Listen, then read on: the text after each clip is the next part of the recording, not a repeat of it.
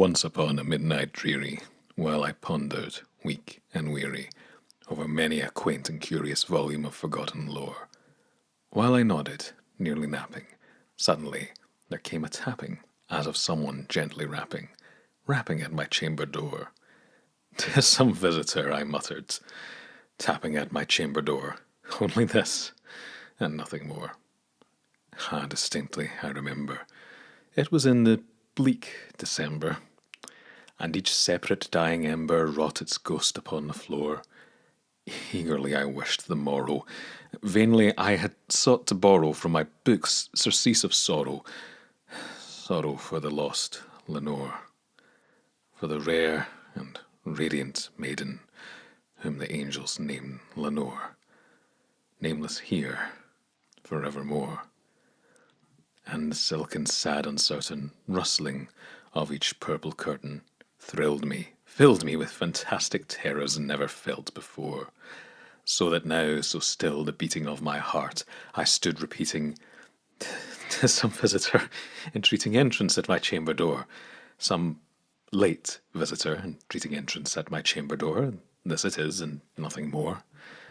Presently my soul grew stronger, hesitating then no longer. "Sir," said I, "or madam, truly your forgiveness I implore. But the fact is I was napping, and so gently you came rapping, and so faintly you came tapping at my chamber door, that I scarce was sure I heard you. Here I opened wide the door. Darkness there, and nothing more. Deep into that darkness peering, long I stood there, wondering, fearing, doubting, dreaming dreams no mortal ever dared to dream before. But the silence was unbroken, and the stillness gave no token, and the only word there spoken was the whispered words, 'Lenore?' This I whispered, and an echo murmured back the word, 'Lenore!' Merely this, and nothing more.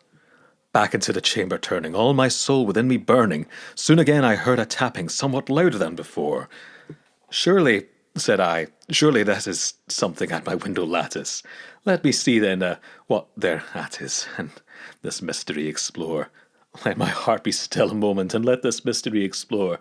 'Tis the wind and nothing more.'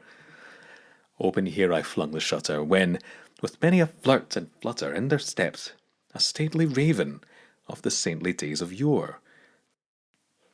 Not the least obeisance made he, not a moment stopped or stayed he, but with mine of lord or lady perched above my chamber door, perched upon a bust of Pallas, just above my chamber door, perched and sat, and nothing more. Then this ebony bird beguiling my sad fancy into smiling, by the grave and stern decorum of the countenance it wore. 'Though thy crest be shorn and shaven, thou,' I said, 'art sure no craven, ghastly grim and ancient raven, wandering from the nightly shore. Tell me what thy lordly name is on the night's Plutonian shore.' Quoth the raven, 'Nevermore.' Much I marvelled this ungainly fowl to hear discourse so plainly, though its answer little meaning, little relevancy bore. For we cannot help agreeing that no living human being ever yet was blessed with seeing a bird above his chamber door, bird or beast upon the sculptured bust above his chamber door, with such a name as Nevermore. But the raven, sitting lonely on the placid bust, spoke only that one word, as if his soul in that one word he did outpour.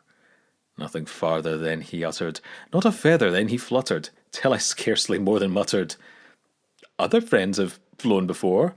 On the morrow he will leave me, as my hopes have flown before.' Then the bird said, 'Nevermore.'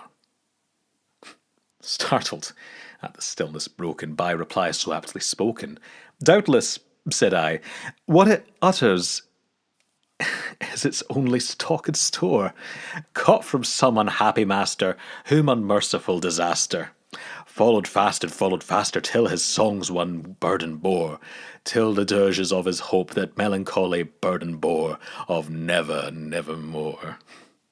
But the raven still beguiling all my fancy into smiling, straight I wheeled up cushioned seat in front of bird and bust and door. Then upon the velvet sinking, I betook myself to linking fancy unto fancy, thinking what this ominous bird of yore, what this grim, ungainly, ghastly, gaunt and ominous bird of yore meant in croaking nevermore. This I sat engaged in guessing, but no syllable expressing to the fowl whose fiery eyes now burned into my bosom's core. This and more I sat divining, with my head at ease reclining on the cushion's velvet lining that the lamplight gloated o'er, but whose velvet violet lining with the lamplight gloating o'er she shall press, nevermore. Then, methought, the air grew denser, perfumed from an unseen censer, swung by seraphim whose footfalls tinkled on the tufted floor. Wretch, I cried, thy God hath lent thee, by these angels he hath sent thee respite, respite, nepenthe, from thy memories of Lenore. Quaff, quaff this kind nepenthe, and forget this lost Lenore.